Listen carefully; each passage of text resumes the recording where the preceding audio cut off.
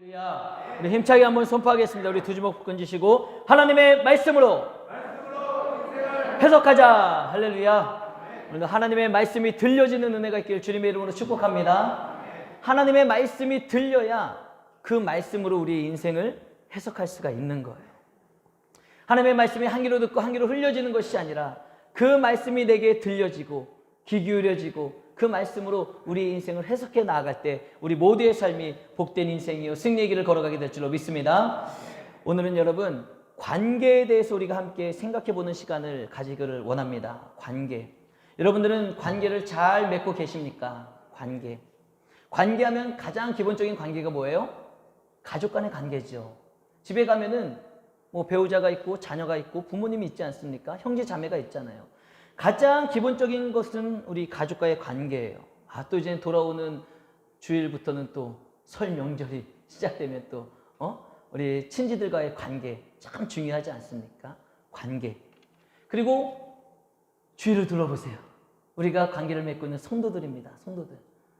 자, 이분들 우리가 함께 관계를 맺고 있는 성도들이 있고요.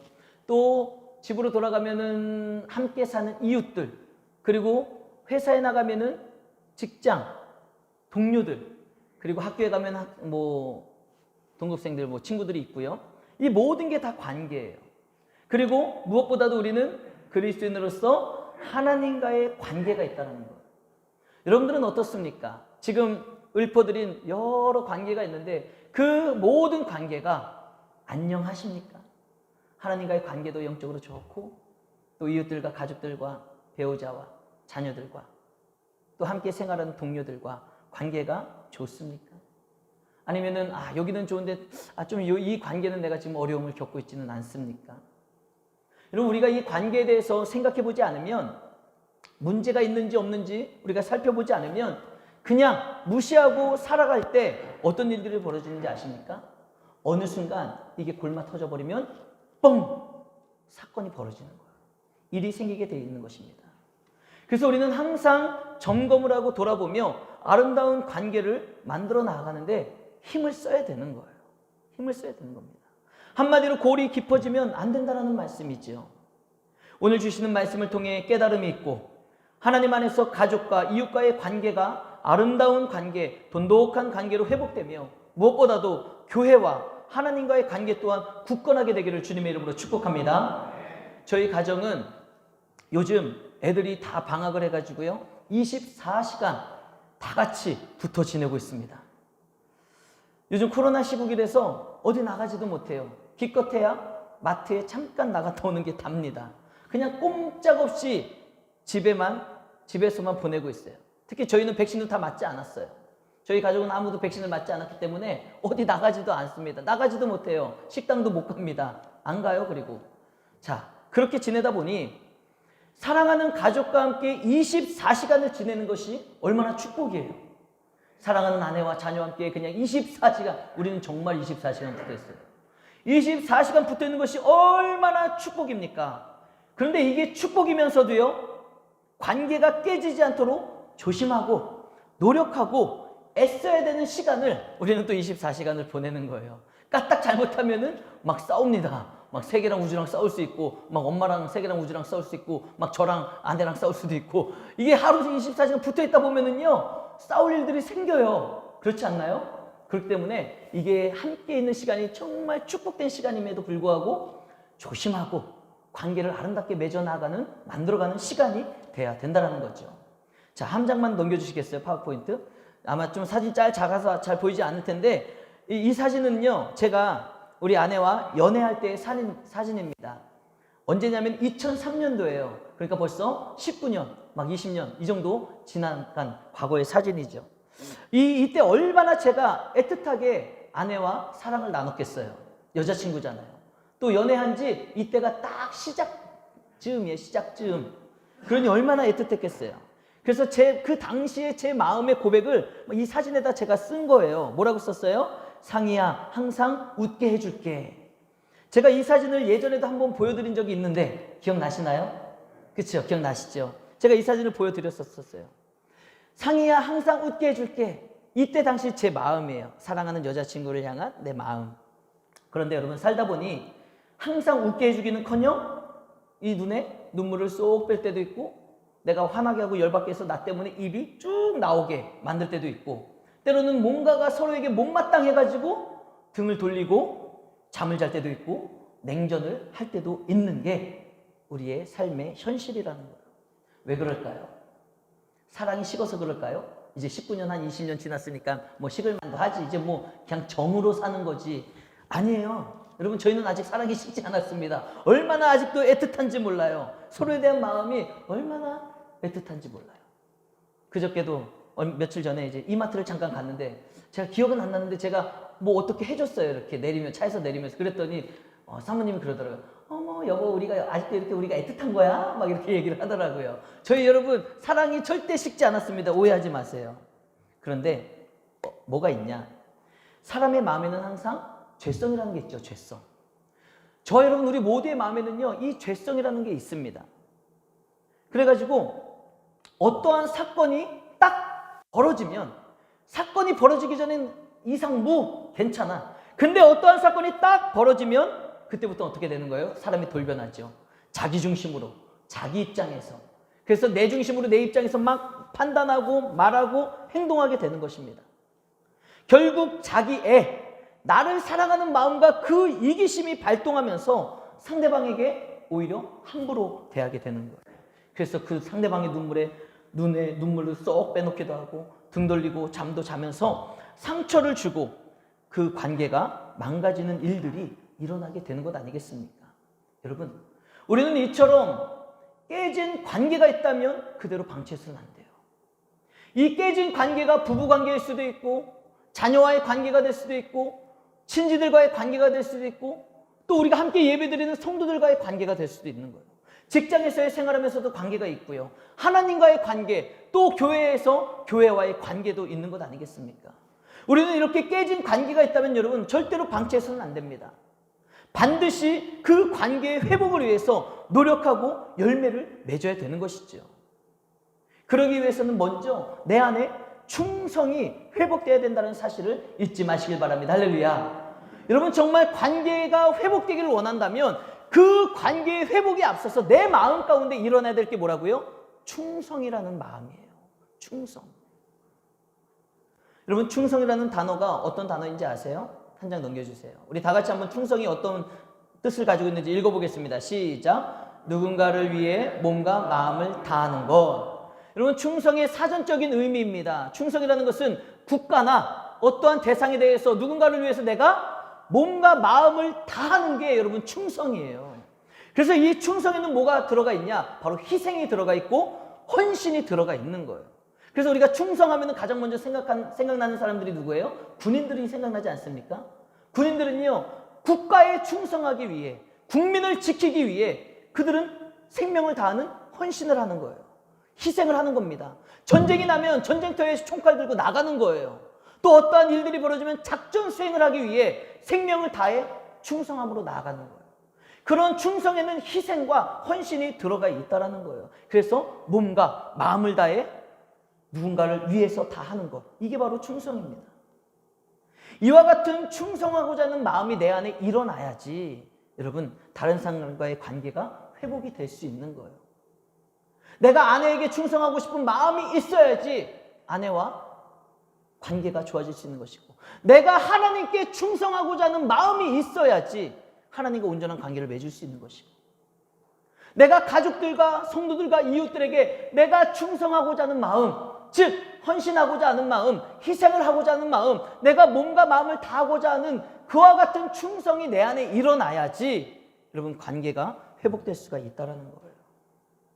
오늘 본문 17절을 보면 룻은 이렇게 말하고 있습니다. 우리 다 같이 본문 17절 읽어보겠습니다. 시작. 어머니께서 죽으시는 곳에서 나도 죽어 거기 묻힐 것이라. 만일 내가 죽는 일 외에 어머니를 떠나면 여호와께서 내게 벌을 내리시고 더 내리시기를 원하나이다 하는지라. 아멘. 여러분, 이게 바로 룻의 충성입니다. 시어머니 나오미를 향한 며느리 룻의 충성이 여러분 정말 대단한 건 아닙니까? 내가 죽는 일 외에는 어머니를 떠나지 않겠습니다. 내가 죽기 전에는 어머니를 끝까지 모시겠습니다. 끝까지 어머니를 섬기겠습니다. 여러분, 이런 충성이 어디 있냐 이거예요. 아들도 아니고 딸도 아니고 며느리가. 이런 며느리 있으십니까 여러분? 저도 아들만 둘 있는데 이런 며느리를 만날 수 있을까? 여러분, 대단한 충성이에요. 내가 죽기 전에는. 이게 바로 룻의 목숨을 다하는 충성 아니겠습니까? 시어머니에게. 그런데 여러분, 우리가 기억해야 될 게 한 가지 있어요. 사실 룻은요, 충성할 수 없는 충성을 지금 시어머니에게 하고 있다는 사실입니다. 여러분, 이게 오늘 말씀의 핵심 포인트예요.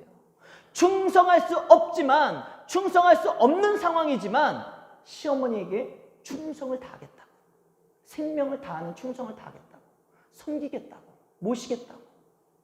이게 오늘 말씀의 핵심입니다. 여러분, 착각하지 마십시오. 룻이 시어머니 나오미에게 충성할 만했기 때문에 충성한 게 아니에요. 나오미가 돈이 많아서, 나오미가 잘 사니까, 내가 지금 남편도 잃고 아무것도 없는데 우리 시어머니한테 붙어 있으면 내가 고생도 안 하고 잘 될 것 같아서 지금 룻이 시어머니에게 충성을 말하며 내가 어머니와 끝까지 함께 하겠습니다, 이렇게 이야기하는 걸까요? 절대로 아닙니다. 전혀 아니에요. 충성할 수 있는 뭔가 거리가 있어서 시어머니에게 붙어 있는 게 아니에요. 오히려 룻은 시어머니 나오미에게 충성하지 않아도 되는 이유가 차고 넘쳐나는 거예요. 차고 넘쳐납니다. 우리 어떤 이유들이 있을지 한번 볼까요? 첫 번째, 우리 같이 한번 읽어보겠습니다. 시작. 시어머니를 따라가지 않아도 잘못이 아닙니다. 여러분, 시어머니를 떠나가도요, 룻은 잘못이 아니에요. 나오미도 뭐라고 얘기했어요? 야, 가, 괜찮아. 너희들 가가지고 너희들의 인생 다시 살아. 그리고 그 당시의 문화가 어땠냐면요, 남편을 잃어버리면요, 그 모압 지방의 문화는 살던 고향으로 가고 친정집으로 돌아가는 게 관행이었습니다.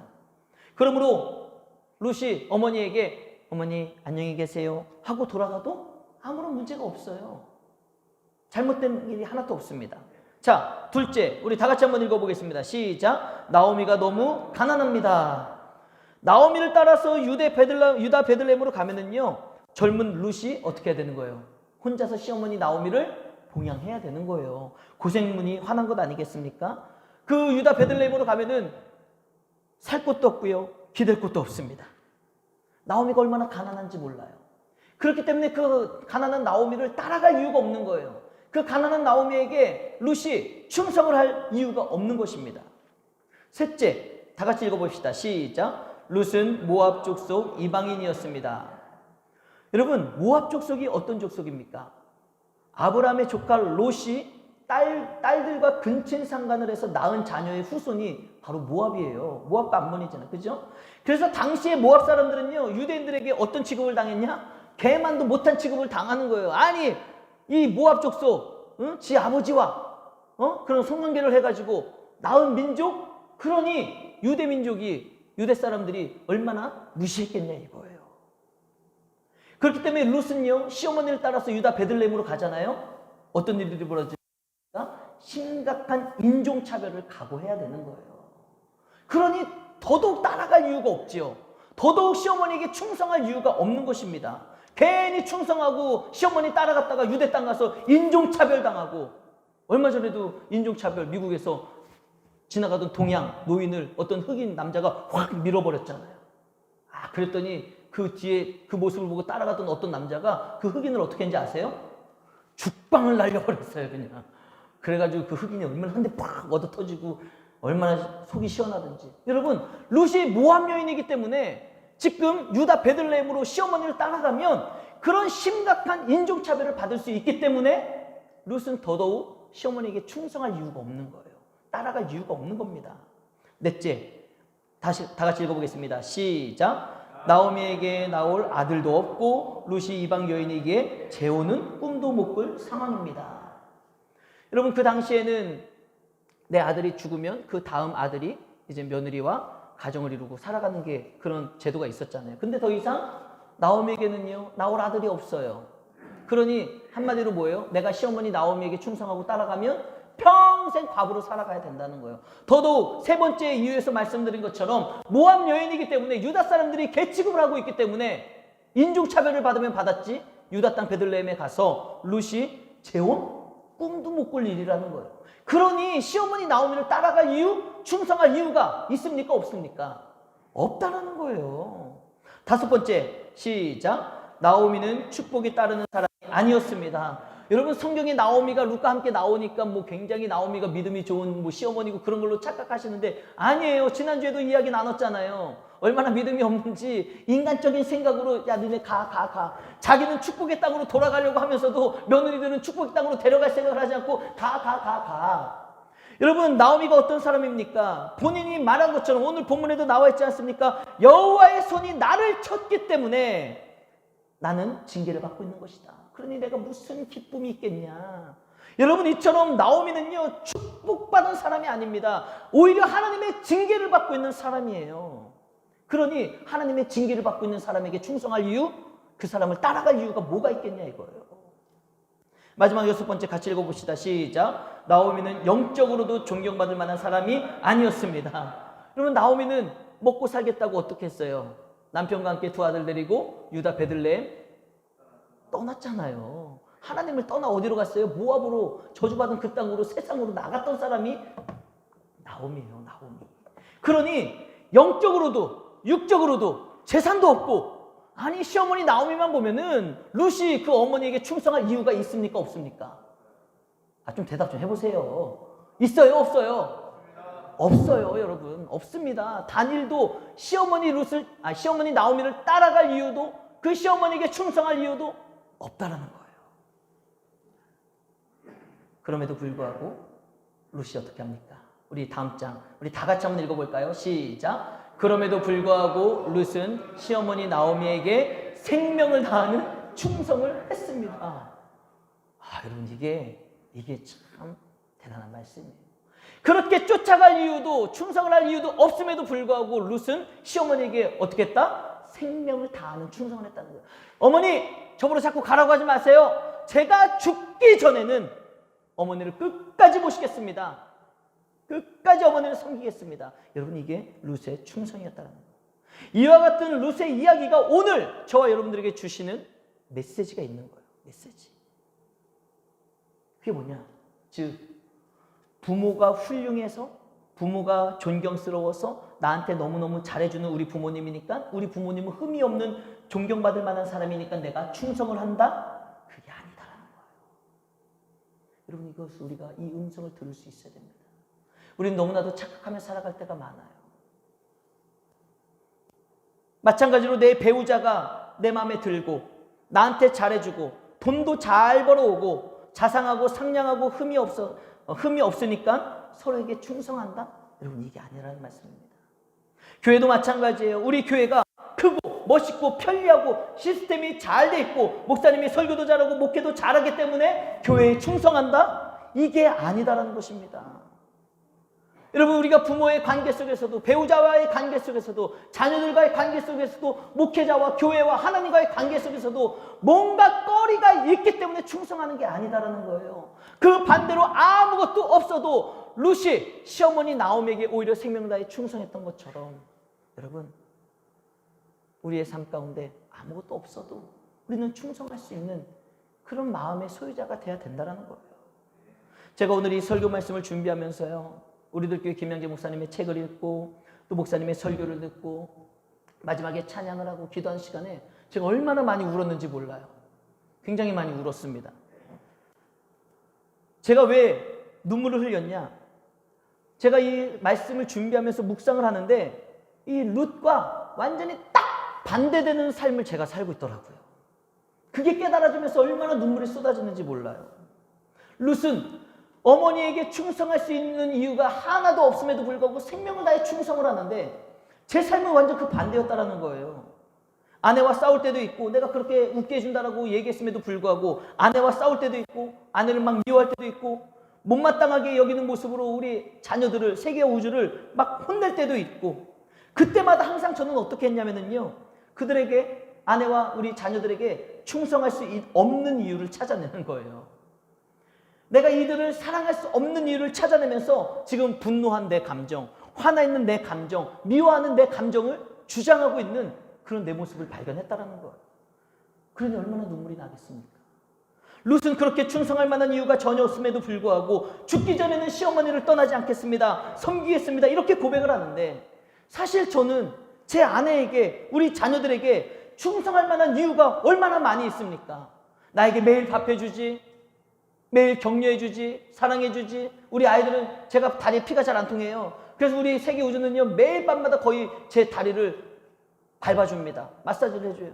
그거 하나만 해도 얼마나 제가 우리 아이들을 사랑하고, 또 우리 아내는 맨날 밥 해주잖아요. 설거지도 해주잖아요. 빨래도 해주잖아요. 이거 옷도 다 해줬으니까 제가 입고 나왔지 않겠습니까? 그렇게 사랑하고 충성할 만한 이유를 얼마나 많냐 이거예요. 그럼에도 불구하고 싸우고 나면, 사건이 벌어지고 나면 어떠한 마음이에요? 자꾸 충성할 수 없는 이유들만 내가 생각을 해내는 거예요. 이러니까 내가 너한테 이러는 거지. 이러니까 내가 너한테 이러는 거지. 이러니까 내가 세계 우주 너희들을 혼내는 거지. 막 이렇게 충성할 수 없는 이유들을 막 하나 둘 셋 넷 막 찾아내면서 내 감정, 내 분노한 마음, 그런 것들을 정당화시키고 있더라고요. 이와 같은 제 모습이 발견되면서 얼마나 회개의 눈물이 흐르는지 몰라요. 그리고 사실 제가 엉엉 울면서 눈물을 흘린 데는요, 이렇게 가족과의 관계 속에서 나의 그 못된 마음, 그렇죠? 제 못된 마음이잖아요.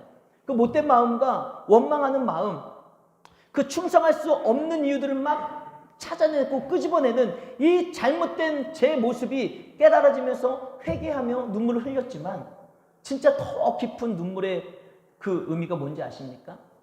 제가 목회자로서, 우리 은강교회 담임 목사로서 하나님과 교회와의 관계에서 발견된 저의 부족함, 저의 연약한 모습 때문에 더 많은 눈물을 흘렸어요. 여러분, 제가 이래봬도 부교육자 시절에는요, 진짜 젊고 잘 나가던 목사였습니다. 제가 30대에 가는 교회마다요, 얼마나 부흥이 일어나는지 몰라요. 제가 맡은 부서는요, 진짜 부흥하고 단단해지고 얼마나 굳건하게 세워졌는지 몰라요. 그래서 성도님들에게도 사랑과 인정을 굉장히 많이 받았고요. 가는 교회마다 담임 목사님들에게 얼마나 인정을 받았는지 몰라요. 안성교회에 있을 때는 부목사가 3명이었는데요. 제가 막내 부목사였어요. 근데 위에 두 목사님보다 제가 받은 일이요, 2배, 3배가 많았어요. 왠지 아세요? 담임 목사님이 신천 목사 일 잘한다고 2배, 3배 일을 주셨습니다. 공주중학교에 있을 때는요, 담임 목사님이 얼마나 저를 신임을 하셨는지 부목사인 저를요, 당회할 때 데리고 들어가셨어요. 당회할 때 저를 데리고 들어가시고 저에게 얼마나 많은 것들을 위임을 하셨는지, 얼마나 믿고 맡기셨는지 교회 전반적인 모든 걸 제가 부목사임에도 불구하고 결정하고 이끌어갈 수 있는 그런 권세를 저에게 주셨습니다. 얼마나 잘 나갔습니까? 그런데 37살 10월 달에 11월 달에 이제 그 창창한 나이잖아요. 37살이면. 그 창창한 나이에 제가 우리 은강교회에 담임 목사로 부임하면서 이제 신바람 나는 목회를 해야지 하고 막 목회를 임하는데, 제가 여러 번 말씀드렸죠. 안 되는 거예요. 신기하게 제가 부교육자로서 그 큰 교회에서 부목사로 사역할 때는 그렇게 열매가 맺혀지고 잘 됐었는데, 희한하게 우리 교회 와서는 내가 한다고 하는데 안 되는 거예요. 열매가 내 눈엔 잘 맺혀지는 게 보이지 않고 만족스럽지가 못한 거예요. 그래도 즐겁게 하나님 앞에 맡겨진 사명 감당해야지 라는 마음으로다가 조금씩 성장할 것을 소망하며 목회를 그나마 하고 있었던 차에 벌써 3년 전 일이 됐네요. 그렇죠? 횟수로 코로나19가 발생하면서 이제 정말 목회에 굉장한 한계에 부딪히게 되더라고요. 너무너무 당황스럽고 내가 뭘 어떻게 해야 될지도 모르겠고 참 힘들었어요. 그러면서 내가 하나님과 교회, 그리고 목회라는 내 사명, 제 본분이 목회자로서 교회와 하나님과 내게 맡겨진 사명을 감당해야 되는 거잖아요. 그런데 어떤 모습이 발견되냐면은, 내가 우리 교회에 충성할 수 없는 이유, 내가 지금 목회자로서 사명 감당할 수 없는 이유를 자꾸만 내가 찾아내고 있더라고요. 내가. 그래서 오늘의 현실을, 지금 이렇게 교회가 부흥하지 못하고 제자리 걸음하고 코로나로 인해 힘들고 어려운 시기를 보내는 것을 자꾸만 내가 그러니까 우리 교회에 내가 충성하지 못하는 거지, 그러니까 내가 사명 감당 못하는 거지, 자꾸 이와 같은 모습들을 찾아내는, 정당화시키고 있는, 그래서 주저앉아 있는 제 모습을 이번 설교를 준비하면서 명확하게 하나님이 보여주시는 거예요. 그래서 제가 얼마나 많은 회개의 눈물을 흘렸는지 모릅니다. 제가 어떤 핑계를 댔는지 아세요? 우리 교회는 시골에 있으니까 안 되는 거야. 그래서 내가 할 게 없어. 그동안에는 저기 있을 때, 저쪽에 있을 때는 막 다 도시니까, 사람도 많으니까 내가 할 수 있었는데, 우리 교회는 시골에 있고 뭐 지나가다 들리는 사람도 없어. 오늘도 보세요. 지나가다 들리는 사람 하나도 없잖아요. 근데 이게 1년 내내 이래요, 거의 우리 교회가. 그러니까 제가 막 합리화를 하는 거예요. 그러니까 내가 할 수 있는 게 없지. 뭐 누가 사람이라도 왔다 갔다 해야지. 할 맛이 나지. 우리 교회는 젊은 사람들이 없잖아. 그러니까 내가 할 수 있는 게 뭐가 있겠어. 여러분, 내가 하나님께서 맡겨주신 본분, 목회자의 사명, 충성을 감당하며 나아가야 될 터인데 자꾸 내 마음 가운데는 이런 같은 질문들을 하는 거예요. 이런 같은 충성하지 못할 이유들을 자꾸만 찾아내던 그런 제 모습이 발견되면서 여러분, 제가 얼마나 회개의 눈물을 흘렸는지 모릅니다. 내가 하나님과 교회에 충성하지 못하고 교회의 그 목회에 전념하지 못하는 이유들, 그런 그것들을 자꾸만 했던 모습, 여러분 얼마나 불쌍한 모습입니까? 사랑하는 성도 여러분, 우리는 사랑하는 배우자에게, 자녀들에게, 그리고 하나님과 교회에 충성할 수 없는 이유를 너무나도 많이 달아내며 살아가고 있지 않습니까? 여러분들이 그 깨진 관계를 한번 돌아보십시오. 서론에서 언급했던 여러 관계가 있어요. 우리가 살아가면서 그 수많은 관계 가운데 지금 깨진 관계가 있다면, 좋지 않은 관계가 있다면, 그 좋지 않은 관계 가운데 여러분들이 뭘 찾아내고 있는지 한번 생각해 보시라는 거예요. 이러니까 내가 너한테 이러는 거지, 이러니까 우리 관계가 이렇지, 이러니까 얼마나 수많은, 내가 그러니까 너한테 충성할 수 없고, 내가 그러니까 너한테 사랑할 수 없는 거야 라는 이유들을 얼마나 많이 우리가 달아내며 살아가고 있냐 이거예요. 예수님을 믿어도 하나도 잘 되는 게 없어. 그래서 나는 충성할 수가 없어. 아내와 남편과 자녀들과 가정에 충성하고 내가 싶어도, 내가 진짜 가정에 충성하고 싶어도 충성할 수 없는 이유가 수천 가지가 된다면서 원망을 하고 있지는 않습니까? 내가 교회에 충성하고 싶어. 우리 은강교회 막 잘 나가고 막 봉사도 하고 충성하고 싶은데, 아유, 난 목사님 때문에 못하겠어. 아유, 나는 저 장로님 때문에 못하겠어. 난 저 누구 때문에 충성할 수가 없어.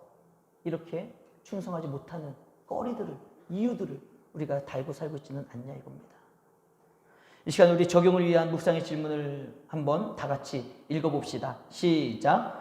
내가 하나님께, 가정에, 교회에서 본분에 충성하지 못하는 이유는 무엇입니까? 여러분, 한번 적용을 위한 이 묵상의 질문을 깊이 묵상해 보시길 바랍니다. 나는 이래서 가정을 원망하고 있고, 나는 이래서 부모님을 원망하고 있고, 자녀를 원망하며 교회가 원망스럽다고, 그래서 나는 충성할 수 없다라고 그렇게 이유를 달고 있는 게 뭐가 있냐는 거예요. 내가 하나님께 충성하지 못하는 이유들 막 달아내고 있는 거 있지 않습니까? 내가 가정에 충성하지 못하는 여러 가지 이유들을 대면서 내가 이렇게 충성하지 않고 함부로 대하는 것은 정당하다라고 이야기하고 있지는 않냐 이거예요. 여러분 생각해 보십시오. 루시의 시어머니에게 충성할 수 없는 이유가 앞서 살펴본 것처럼 6가지 뿐이겠습니까? 여러분 찾아보면 루시 시어머니에게 충성할 수 없는 이유는요 더 많을 거예요. 충성하지 않아도 됩니다. 찾아내고 달아낸다면 더 많이 있을 것입니다. 이래서 저래서 충성할 수 없는 이유 얼마나 많이 있겠습니까? 넘쳐나겠죠. 그럼에도 불구하고 루시 시어머니 나오미에게 충성할 수 있었던 이유가 있었다는 거예요. 우리도 가정에, 가족들에게, 교회에, 하나님 앞에 충성할 수 없는 이유가 많이 있다라고는 얘기하지만 여러분, 우리는 충성할 수 있는 이유가 있다는 거예요. 그 비결이 있다는 거예요. 루시 오늘 우리들에게 그것을 가르쳐주고 있다는 것입니다. 시어머니 나오미에게 전혀 충성할 수 없는 상황이었음에도 불구하고 시어머니에게 내가 생명을 다하여 어머니를 모시겠습니다. 섬기겠습니다. 이와 같은 충성을 할 수 있는 이유, 비결이 오늘 본문에 나와 있다는 겁니다. 우리 다 같이 룻기 1장 16절 다 같이 읽어보겠습니다. 시작. 루시 이르되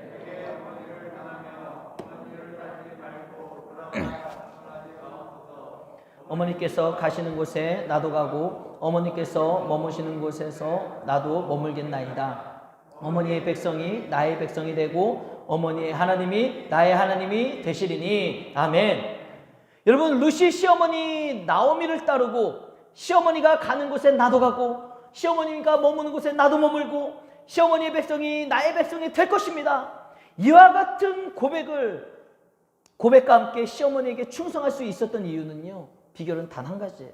그게 뭐예요? 바로 시어머니의 하나님이 나의 하나님이 되십니다. 나오미는 모함 여인이었습니다. 이방 여인이었습니다. 이방신을 섬기던 사람이에요. 그런데 지금 그 룻의 입에서 어떤 고백이 나오고 있어요? 어머니 하나님이 나의 하나님이십니다. 여러분, 그 시어머니를 따라갈 이유가 없고 시어머니에게 충성할 이유가 없었지만 룻이 시어머니에게 충성할 수 있었던 그 비결 단 한 가지는 뭐예요? 룻이 하나님을 믿었기 때문에. 하나님을 믿었기 때문에. 다른 이유가 없어요. 어머니 하나님이 나의 하나님이 되시기 때문에, 내가 이제 하나님을 믿기 때문에 내가 어머니를 생명을 다해 모시겠습니다. 이 충성의 고백을 할 수 있다는 겁니다. 사랑하는 성도 여러분, 이런 찬양이 있잖아요. 주의 사랑으로 사랑합니다. 주의 사랑으로 사랑합니다. 여러분, 이 찬양의 핵심이 뭐예요? 내가 사랑할 수 없고 내가 감싸줄 수 없지만 주님의 사랑으로, 예수 그리스도의 십자가의 사랑으로 내가 구원을 받았기 때문에 그 사랑으로 섬길 수 있다는 거예요.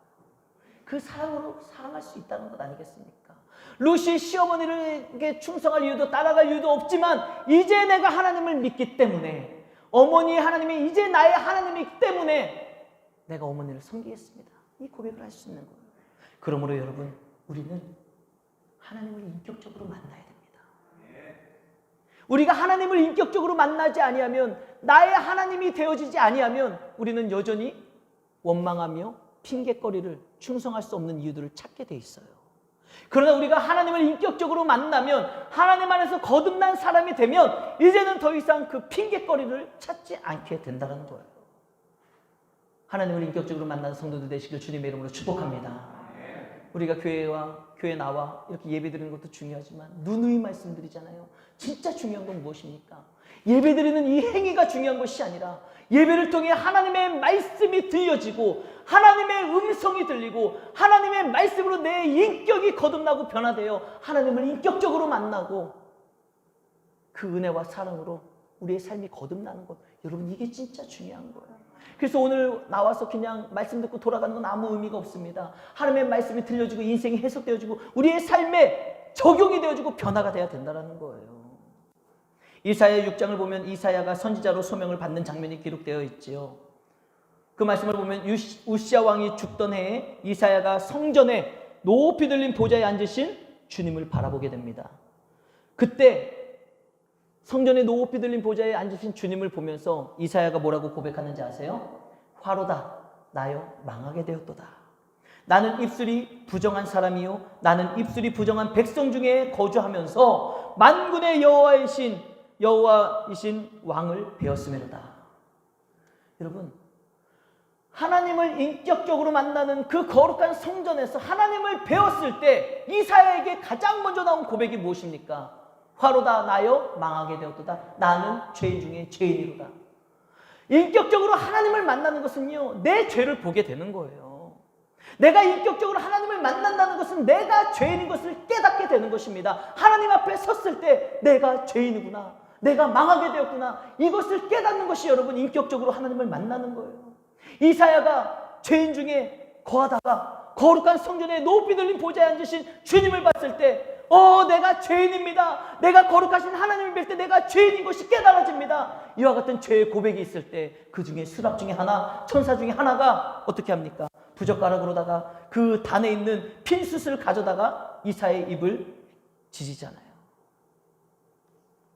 이사야 입술에 대면서 뭐라고 이야기하는지 아십니까? 우리 다 같이 이사야 6장 7절 우리 다 같이 한번 읽어보겠습니다. 시작. 보라, 이것이 내 입에 닿았으니 내 악이 제하여졌고 내 죄가 사하여졌느니라. 할렐루야.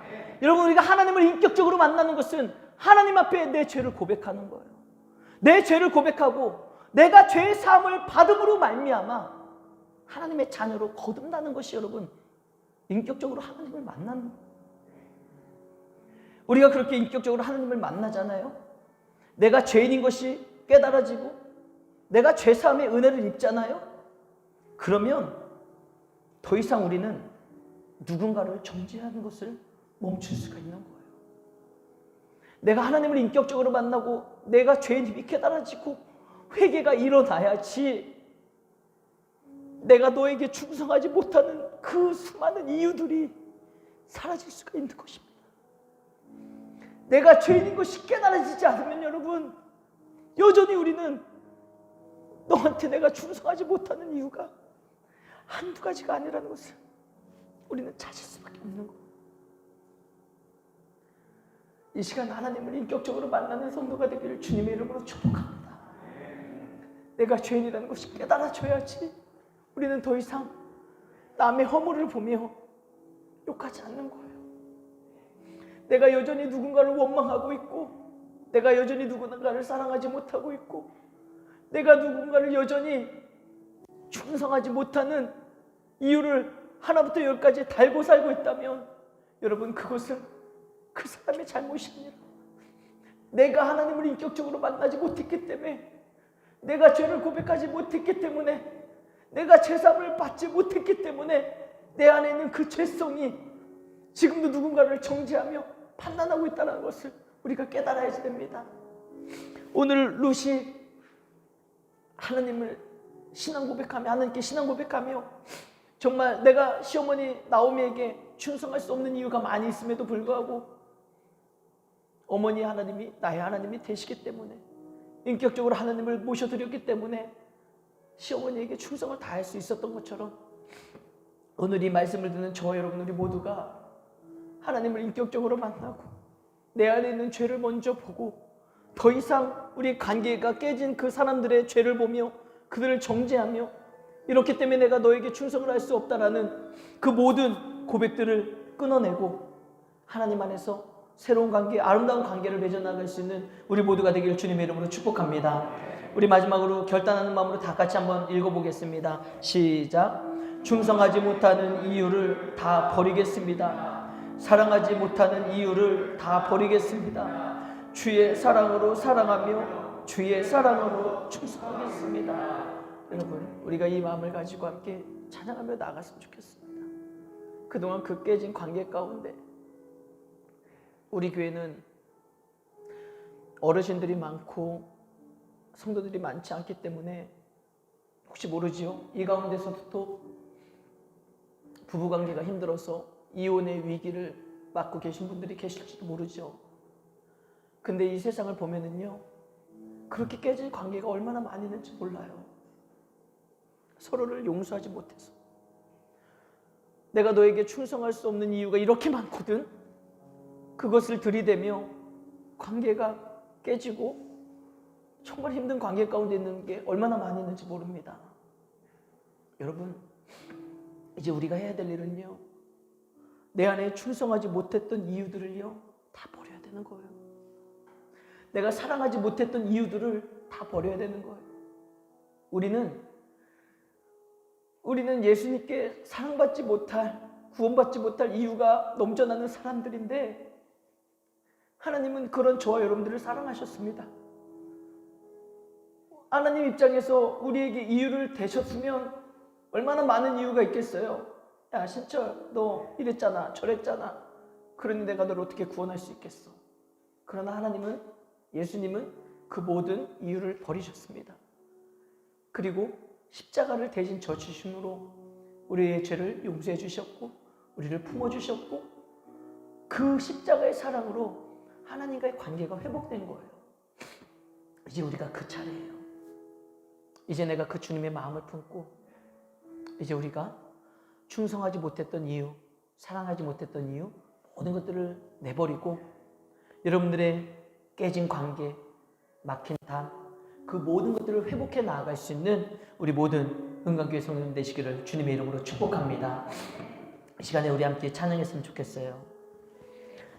우리가 함께 부를 찬양은 항해자라는 찬양입니다. 사실 제가 고민을 많이 했어요. 이 찬양 너무 어려운데 저도 잘 못 부르겠더라고요. 그래서 어저께 우리 학생 청년들이랑 연습을 하는데도 제가 틀렸어요. 이렇게 어려운 찬양 우리 성님들이랑 하면은 그 은혜가 안 되지 않을까, 그런 고민이 있으면서도 이 찬양에 담겨져 있는 메시지가 있으니 그래도 부르자, 함께 부르고 찬양하자, 그 마음으로 어저께 우리 학생 청년들이랑 연습도 하고 제가 이 강단에 섰습니다. 여러분, 이 찬양이 어려워요. 하지만 가사를 묵상해 보십시오. 정말 우리의 인생이 정말 이 깊은 바다 한가운데 놓여 있고, 정말 비바람이 흔들리는 그런 나약한 인생을 살아갔고, 그렇기 때문에 내가 사랑할 수 없고 충성할 수 없는 그런 이유들이 많이 있었지만, 이 찬양의 고백을 보면 이렇게 나와 있어요. 내가 이렇게 힘들고 어렵지만 주님, 나를 포기하지 마십시오. 지금 내가 잠시 나를 의지하여 인간적인 생각으로 살아가고 있지만 분명 내 인생의 끝에는 주님이 계시고 주님이 나와 함께 하실 줄로 믿습니다. 이 찬양의 가사가 얼마나 그 하나님을, 그 힘든 인생 가운데 얼마나 하나님을 의지하며 나가는 믿음의 고백이 담겨져 있는지 몰라요. 여러분, 우리가 그 사랑하지 못하는 사람들을 용서하고 정말 충성하지 못했던 그 이유들을 버리는 것이 힘들고 어렵지만, 우리가 이 찬양을 통해 함께 고백하고, 주님, 그래도 나를 놓지 마시고, 주님, 저도 주님을 놓지 않겠습니다. 내가 주님을 인격적으로 만나고 나의 삶이 회복되어져서 하나님 안에서 아름다운 관계를 맺어 나가겠습니다. 우리가 이 마음을 가지고 함께 찬양하며 하나님 앞에 오늘 들으신 말씀을 가지고 기도의 시간을 갖기를 원합니다. 우리 함께 찬양합시다.